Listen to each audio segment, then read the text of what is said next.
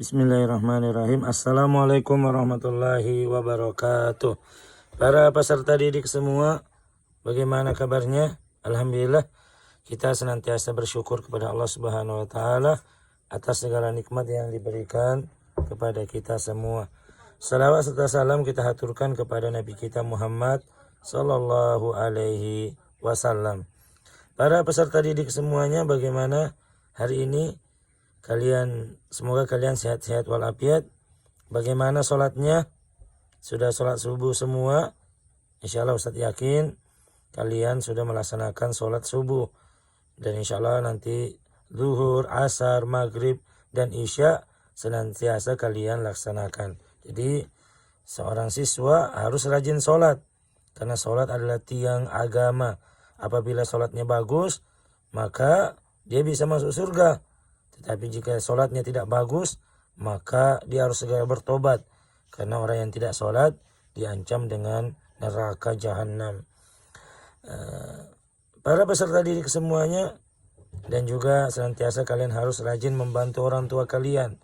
Jadi anak yang soleh-solehah, jujur, disiplin di dalam hidup. Alhamdulillah, pada hari ini kita akan memasuki pelajaran ketiga, yaitu meyakini Allah Maha Esa dan Allah Maha Pemberi. Jadi tujuan kita belajar hari ini yaitu mengetahui bahwa Allah itu hanya satu, Allah Maha Esa. Dan ini tentunya kalian sudah hafal ayatnya dalam surah Al-Ikhlas. Allah Subhanahu wa taala berfirman, Bismillahirrahmanirrahim, Qul huwallahu ahad. Katakanlah Allah itu Esa, Allah itu satu. Allahus somad, tempat bergantung segala sesuatu. Lam yalid wa lam yulad, yang tidak beranak dan tidak diperanakkan. Walam yakul lahu kufuwan ahad, dan tidak ada sesuatu pun yang serupa atau setara dengan Allah Subhanahu wa taala. Jadi para peserta didik yang semuanya, coba lihat di pelajaran ketiga, meyakini Allah Maha Esa dan Maha Pemberi, itu di halaman 29. Kita lihat di sana, Tuhanku adalah Allah yang Maha Esa. Allah hanya satu, tiada Tuhan selain Allah. Ya Allah hanya satu, tidak Tuhan selain Allah. Kalau Tuhan banyak, nanti ada yang mau ciptakan ini, ada yang mau ciptakan ini, ada yang menghancurkan, tapi ada juga yang memelihara. Nanti tidak akan saling berkelahi. Atau kalau Tuhan banyak, maka tidak teratur alam ini. Maka benar kata Allah bahwa yang kuasa hanya satu. Siapa? Allah Rabbul Alamin. Allah adalah yang Maha Esa. Di samping itu Allah juga Maha Pemberi. Allah memberikan karunia kepada semua makhluk yang Dia kehendaki. Mau dia orang kaya, orang miskin, orang beriman maupun orang kafir, semuanya Allah berikan rezeki berupa kehidupan, berupa udara dan lain sebagainya. Kemudian para peserta didik semuanya, kita lihat di gambar.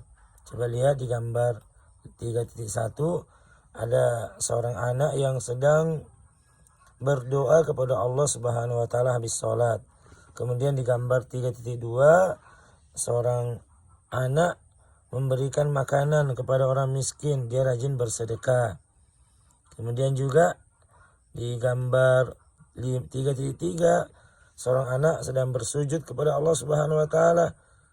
Dia sholat memakai peci, bersih, rapi. Kemudian dia sholat, sujud. Sujud adalah bentuk bahwa kita beribadah kepada Allah yang Maha Esa. Kemudian di pelajaran yang ke-30 atau halaman 30, Allah Maha Esa. Allah Maha Esa artinya Allah adalah satu. Allah hanya satu. Dan tidak Tuhan selain Allah Subhanahu wa taala. Hanya Allah yang wajib kita sembah. Kita hanya menyembah kepada Allah. Tidak boleh menyembah jin. Bagaimana cara menyembah jin? Itu dengan cara orang-orang memberi sesajen, minta tolong kepada jin dan lain sebagainya, memotong untuk jin. Maka ini tidak boleh, itu adalah syirik. Yang ada kita hanya menyembah kepada Allah. Allah Subhanahu wa taala tidak beranak dan tidak diperanakkan, dan tidak sesuatu pun yang bisa menyamainya. Allah Subhanahu wa taala berbeda dengan makhluknya. Jadi Allah tidak sama dengan makhluk. Laisa kamitslihi syai'un wa huwas samiul basir. Jadi coba lihat di halaman 31, segala ibadah yang kita lakukan hanya untuk Allah Subhanahu wa taala. Oleh karena itu kita satu, harus beribadah hanya kepada Allah Subhanahu wa taala. Dua, tidak boleh menghambakan diri kepada selain Allah Subhanahu wa taala. Tiga, tidak boleh menyekutukan Allah Subhanahu wa taala dengan sesuatu apapun. Empat, tidak boleh meyakini pada ramalan-ramalan nasib. Tidak boleh meyakini ramalan-ramalan nasib. Oh, kamu nanti begini dan begini. Kamu begini dan begini. Tidak boleh menyekutukan Allah dengan sesuatu apapun. Tidak boleh berbuat syirik. Tidak boleh pakai jimat-jimat. Tidak boleh pergi menyembah kuburan. Minta-minta kepada penghuni kubur. Atau pasang sesajen. Atau sesajen kepada di pohon-pohon besar atau di sendang-sendang, di mata-mata air, itu semuanya bentuk kesyirikan. Dan yang kelima, selalu memperbanyak zikir kepada Allah, mengingat Allah Subhanahu wa taala, berzikir subhanallah walhamdulillah wala ilaha illallah wallahu akbar, zikir kepada Allah Subhanahu wa taala. Jadi para peserta didik semuanya, sikapku, apa yang kita mau peroleh dari hal ini, bahwa aku percaya Allah hanya satu dan kepada Allah kita beribadah. Jadi ini materi yang Ustaz sampaikan pada hari ini. Semoga kalian mendapatkan kebaikan. Maka tugas kalian hari ini adalah mengerjakan. Insya Allah aku bisa di halaman 32 nomor 1 dan 4. Dan ayo berlatih 1.